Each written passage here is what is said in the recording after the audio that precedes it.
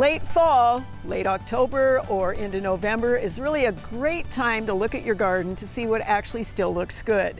We've gone through some freezes, we've gone through some frost, some temperature swings, a lot of rain, now into some heat and some dreadful winds. And if you observe your garden and your plantings now, you can get an idea of maybe what you want to do next year that can still look good well into the season. We'll start by talking about a few of our annuals that did make it through that light frost.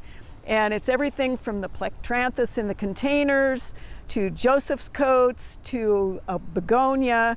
This is a perennial, so this doesn't count, but this is one of the golden hops vines that'll crawl up the posts here. And a lot of these are in containers.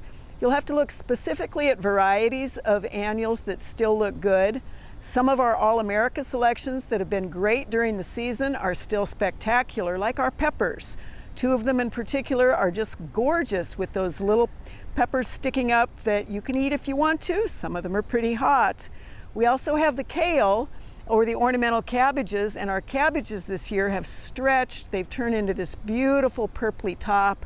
They're very lacy. They survived most of the onslaught of the insects over the summer, and they really will contribute until we get a very, very hard freeze. We've torn out a lot of things that didn't look good, and a part of the reason for that in the fall is to go ahead and do the soil preparation. So again, look at your annuals and your container plants in particular, decide what you want to use next spring. We're going to talk next about some of the perennials that are beautiful well into the fall. Perennials that have evergreen, evergray, ever purple, or ever chartreuse foliage, which means they last well into the winter months, are a great addition to the mixed landscape bed or to a perennial bed. You can look at some of the heucheras or the coral bells as an example. One of the lower sedums that's spectacular is the one called Angelina, goes into those chartreuse and then goes orange.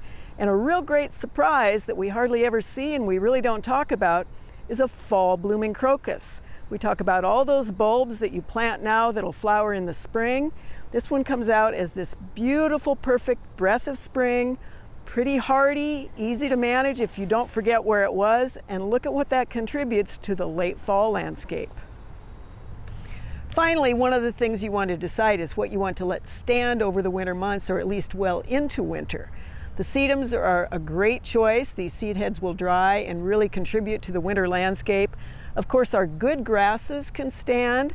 You can see that we have a lot of things in the top of our rain chain that really have sort of gone downhill.